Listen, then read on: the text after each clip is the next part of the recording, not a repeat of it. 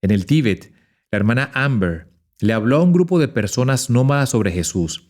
Unos días después, la policía la detuvo con acusaciones falsas, la interrogaron, la presionaron para que firmara una confesión falsa y la golpearon. Por supuesto, la situación se puso bastante mal. Y así me dijo el Señor: ellos me persiguen a mí. ¿Me prestas tu cuerpo?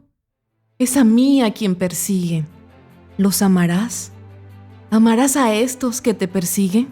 Fue en ese momento que Él comenzó a darme la fuerza del Espíritu Santo para resistir. Podía sentir los golpes, pero no me dolían tanto. Era como si la mayor parte del tiempo Jesús estuviera recibiendo el impacto en mi lugar. Jesús nunca prometió a sus seguidores un camino fácil. De hecho, les dijo a sus discípulos que el mundo los odiaría. Los envió como ovejas entre lobos. Las palabras de Jesús se hicieron realidad en la vida de los apóstoles y todavía se cumplen hoy en la vida de sus seguidores en todo el mundo. Únase al presentador Todd Nettleton mientras escuchamos las inspiradoras historias de estos creyentes y aprendemos cómo podemos ayudar. Ahora mismo, en la cadena de radio La Voz de los Mártires. La semana pasada escuchamos la primera parte de una conmovedora historia de una querida hermana, una obrera del Evangelio en el Tíbet. Por su protección, aquí en el programa no estamos usando su nombre real, sino simplemente la llamamos hermana Amber. Ahora retomemos la conversación pregrabada con la hermana Amber. Cuando terminamos la semana pasada, ella había estado encarcelada durante 3 días y su persecución se había vuelto más intensa. Tenía sobre la mesa un papel que querían que escribiera y admitiera cosas que no había hecho. Llegas a un punto en el que piensas: ¿debería escribir esto o no? ¿Qué debes hacer? No sabes qué hacer. No tienes a nadie con quien hablar. No en un sentido físico. Solo tenía al Señor. Solo podía confiar en Jesús. Y fue entonces cuando Él puso en mi espíritu que lo único que tenía que escribir era mi testimonio. Y luego de haber escrito mi testimonio, la razón por la que estaba en el Tíbet. Ellos rompían lo que había escrito y me hacían escribirlo de nuevo. Y comenzaron a ponerse más físicos conmigo. En cada impacto Él me decía: ahora ámalos. Simplemente muéstrales mi amor y verbalízalo a ellos. Y eso fue lo que hice. Simplemente tuve la fuerza en mí para poder decir: Jesús te ama, en idioma chino, porque eran chinos. En mi mente los veo cada vez más frustrados. Sí. Estamos tratando de asustar a esta mujer, estamos tratando de causarle dolor y todo lo que hace es responder que Jesús nos ama. ¿Percibiste este tipo de ira y frustración? Sí. Y lo que realmente sucedió fue que 3 de ellos finalmente se fueron y me quedé solamente con 2. Pero los 2 con quienes me dejaron eran los peores. Wow. Sencillamente estaban intentando hacerme añicos. Ahí fue cuando pude empezar a decir: Padre, perdónalos, no saben lo que hacen. Cuando leemos en las Escrituras que Jesús dijo: no se preocupen por lo que van a decir cuando los interroguen y les pregunten, ¿qué significa este versículo para ti ahora que no significaba antes de esta experiencia? Creo que me alentó mucho saber que no tenía que admitir nada sin el permiso de Dios. Y que a los ojos del Señor yo estaba bien. No había hecho nada malo. También me dio la fuerza para permanecer en silencio, a pesar de que querían que respondiera y dijera cosas y me rindiera. Pero de alguna manera el Señor sostuvo mi corazón y cerró mi boca. Lo único que había era su amor. Y aquello de: Padre, perdónalos, porque no saben lo que hacen. Si había algo más que Él quería que yo dijera, lo pondría en mi corazón. Es asombroso para nosotros pensar en tener esa voluntad de decir: Aun cuando estos tipos me estén golpeando, está bien, Señor. Si quieres que no diga nada, me quedaré callada. Sí, fue como si él tomara mi mente y la controlara con la suya. Eso es interesante. El tema de controlar tu mente. Creo que hay un versículo acerca de tener la mente de Cristo. Aún en ese escenario existe esa oportunidad. Está bien, Cristo. Quiero tu mente, no la mía. Sí, porque yo en mi capacidad humana quería huir. Quería que aquello terminara. Era demasiado doloroso. Pero Él me otorgó eso. Simplemente Él en mí fortaleció mi cuerpo y eran sus pensamientos. Era su amor. Era su boca la que hablaba. Cuando dejaron de perseguirte, te libraron y te dijeron, vete de nuestro país y no regreses. Si vuelves, irás a la cárcel. ¿Cómo te sentiste cuando llegó ese día y te diste cuenta, y ahora soy libre? Fue un anticlímax, de verdad. Me sorprendió el tipo de sentencia. También me sentí aliviada, profundamente aliviada de que de alguna manera Dios había actuado y yo era libre. Al mismo tiempo, no me fiaba de eso porque iba por tierra. No fue como ir al aeropuerto y salir, era por tierra. Y pensaba, ¿qué va a pasar en el camino? ¿Podría ser que en algún momento cambien de opinión? Claro. También fue muy doloroso porque estaba dejando un grupo de personas por las que había dado mi corazón y a las que nunca iba a poder regresar. Fue realmente una mezcla de emociones. No puedo decir que no me sentía aliviada, pero también estaba muy triste, muy desconsolada al pensar que no iba a poder regresar a este hermoso país, a aquella hermosa gente que me importaba tanto y a la que realmente le tenía un profundo amor. Pero sí, también me sentía increíblemente aliviada. También creo que es muy interesante porque obviamente Jesús en la cruz dijo, consumado es. Dios te dijo varias veces durante este periodo, no he terminado, no he acabado. Eso fue lo más sorprendente, porque ahora que sabía que me iban a liberar en la frontera entre el Tíbet y Nepal, la gran pregunta en mi corazón era, ¿por qué sucedió todo esto? ¿Para qué? Aprendí su idioma y todo ese tipo de cosas. Entonces, ¿cuál era el propósito? Y luego él me recordó, no ha terminado. Tengo un propósito más grande para tu vida y tu ministerio crecerá. Será aún más grande de lo que ha sido. No dejaba de pensar, ¿qué quieres decir con eso, Señor? Porque me voy del Tíbet y aquí es donde está mi corazón. Aquí es donde está este pueblo. Entonces, fue en mi viaje hasta Katmandú que Él me lo mostró. Cuando llegué a Katmandú, a una agencia de viajes a la que me llevaron, vino el director de esa agencia de viajes, un hombre encantador que Dios usó para bendecirme. Me llevó a su oficina a tomar un té. Yo estaba llorando y quebrantada y realmente estaba tratando de controlarme, pero no podía porque estaba experimentando un anticlímax. Estaba sacando todo lo que había dentro de mí y solo lloraba y aquel hombre fue muy amable y considerado. La forma en que seguía repitiendo, Nepal está bien, Nepal es un buen lugar. Ya eres libre, oye.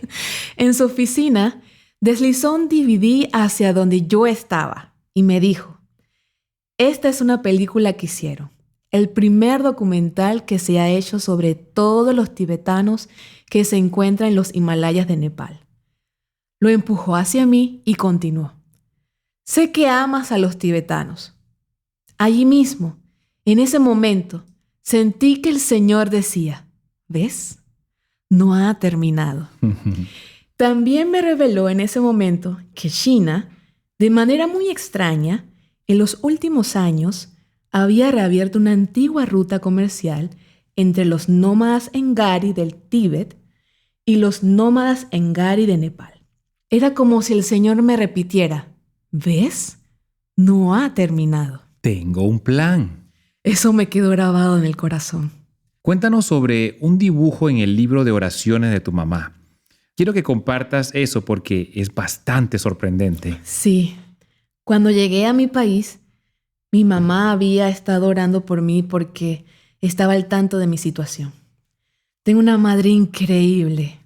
Es una gran guerrera de oración y ama al Señor con todo su corazón. Wow. Le agradezco al Señor todos los días por una madre así. Cuando llegué a casa, una de las primeras cosas que me mostró fue el cuaderno que tenía cuando oraba por mí. Tenía un dibujo de una mesa, conmigo sentada a un lado, y 5 policías, 5 personas del otro lado. Ella no sabía, no tenía ni idea de cuál era la disposición en que me tenían inicialmente, en absoluto. Pero el Señor grabó esto en su corazón y ella oraba por eso. Era un dibujo que ella había hecho y me mostró algo en el dibujo. Señaló a una persona, la cabeza de una de las personas. El Señor le había mostrado que tenía un plan muy especial para aquel hombre, que era uno de los policías que me había estado interrogando. Y gracias a esto, de nuevo, sentí aquella confirmación en mí, la misma de cuando pasaba por ese tipo de interrogatorios y persecución. Cuando el Señor también me decía claramente, esta gente que te persigue, la única forma en que ellos pueden conocer de mí es a través de la persecución a mis hijos. Así es como conocen a mis hijos y llegan a saber quién soy. Así que a miles de kilómetros de distancia, sin saber por lo que estabas pasando, tu mamá hace un dibujo en su cuaderno de ti, en una mesa con 5 hombres a tu alrededor, y Dios le dice, este tipo, el que está acá, tengo grandes planes para él. Sí. Increíble. Quiero animar a nuestros oyentes, ya que no sabemos el nombre de esta persona y aunque lo supiéramos, no lo diríamos, pero quisiera que se unieran a esta oración para que los planes de Dios se cumplan en su vida, sea lo que sea que eso signifique, como sea que Dios se vaya a acercar a él. Amber, una de las cosas que me asombra, y creo que asombra a los cristianos occidentales porque estamos bastante cómodos, el Nuevo Testamento habla de la persecución como un honor, llenos de gozo por haber sido considerados dignos de sufrir afrentas por causa del nombre. ¿Qué dices de esto? ¿Cómo respondes a esto? Porque has estado ahí, lo has experimentado. No creo que el Señor nos pida que busquemos ese sufrimiento, pero en su gracia nos advirtió que ese tipo de cosas sucederían por su causa. Al haberlo experimentado, ahora miro atrás y fue un privilegio increíble. Lo puedo decir desde lo más profundo de mi corazón. Y si la gente me pregunta ahora, si hubieras podido evitarlo, ¿lo hubieras hecho? En primer lugar, no sé cómo responder a esa pregunta. ¿Por qué? ¿Cómo puedes evitar algo así? ¿No sabes cuándo va a pasar? No tienes ese tipo de advertencia. Pero en mi corazón, sé que así es. Sí, Señor, es un privilegio. Si esto es lo que se necesita para salvarlos, aún a ellos, para traerlos al reino, y si esto es lo que significa que tu iglesia crezca para que más personas puedan llegar a conocerte, y además, Señor, no me pertenezco a mí misma, yo te pertenezco. Realmente siento eso. Y ahora me asombro de que Él me haya considerado digna de tal honor y tal privilegio. Una de las formas en que creo que Dios te preparó fue que conocías a personas de la iglesia que se reúnen en casas en China que habían sido perseguidas. ¿Qué obtuviste de sus testimonios o de sus experiencias que Dios te recordó cuando te tocó a ti? Su coraje, su espíritu perseverante, su entrega total a Dios, sin importar nada más. Claro. Estoy maravillada.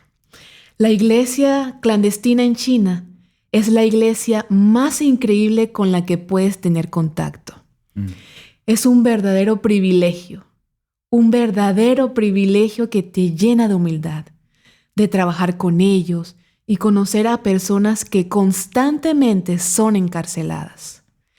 Entran y salen o pasan largos periodos de tiempo encarcelados. Toda su familia sufre. Pero ves el crecimiento de su fe como nunca antes. Y estas son personas que no todas tienen Biblias. Claro. Todavía no las tienen. Todavía hay una gran necesidad de más Biblias. Así es. Sin embargo, la obra del Espíritu Santo en sus vidas es tan evidente que te produce un gran anhelo de también experimentarla. Amén. Y he tenido el privilegio de haber sentido y experimentado eso. Conocí a algunas personas que han estado encarceladas varias veces y siempre me conmovieron. Podría escucharlas una y otra vez. Wow. Cuando estuviste en prisión, ¿hubo historias particulares o personas de las que pensaste, ellos también pasaron por esto? Sí, el hermano Pablo, a quien mencioné antes, lo llamamos Pablo. Había estado encarcelado no sé cuántas veces y toda su familia sufrió increíblemente. Es un maravilloso hombre de Dios y espero que algún día su historia se divulgue porque toma su Biblia y va a los pueblos y a las montañas predicando, compartiendo el Evangelio, llevando a la gente a Cristo y tiene un gran corazón hacia los grupos minoritarios de China. La policía viene y lo arresta y su actitud es, está bien, es tiempo para el ministerio en la cárcel. Se lo llevan, le quitan la Biblia porque tratan de reeducarlo y una vez me contó que lo pusieron bajo unas lámparas increíbles para mantenerlo despierto todo el día y toda la noche, para que no pudiera dormir y así confundir su mente.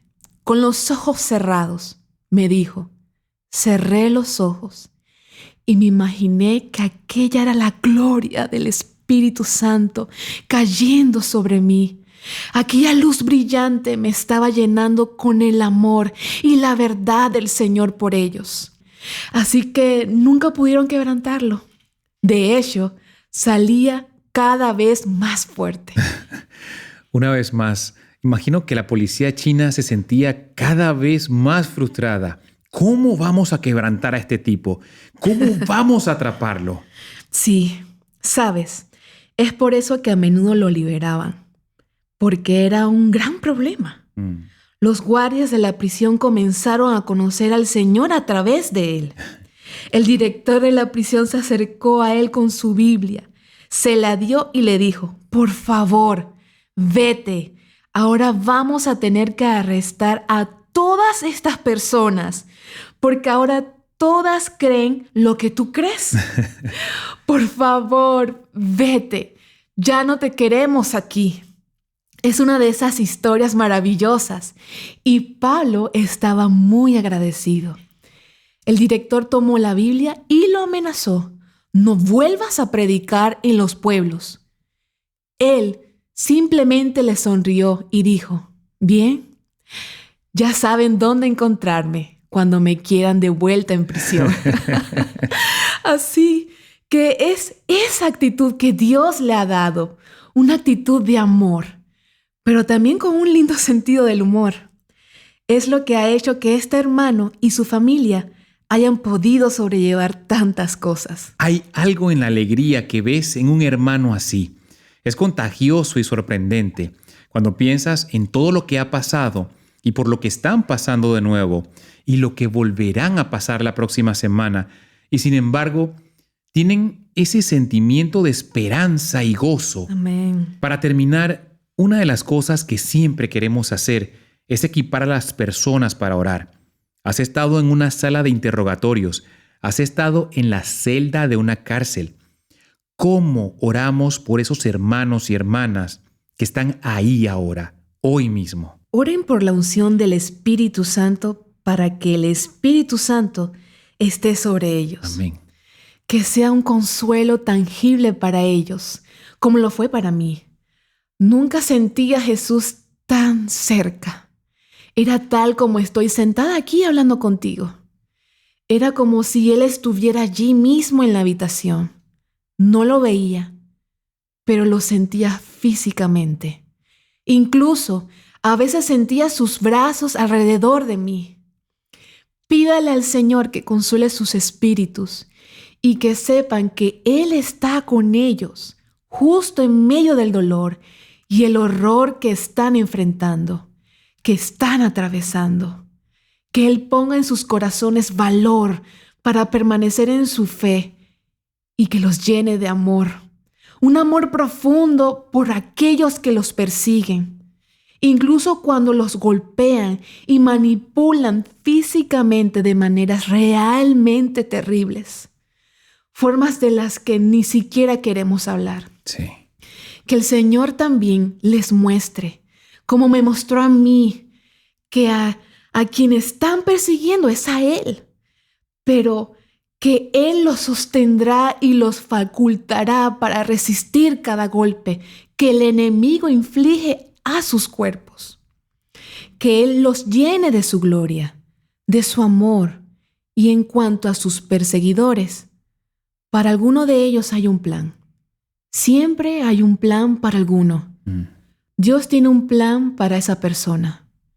Que esto se grabe en algún lugar de su corazón para que lo sepan y quizás que puedan enfocar su amor en una persona en particular que los está persiguiendo.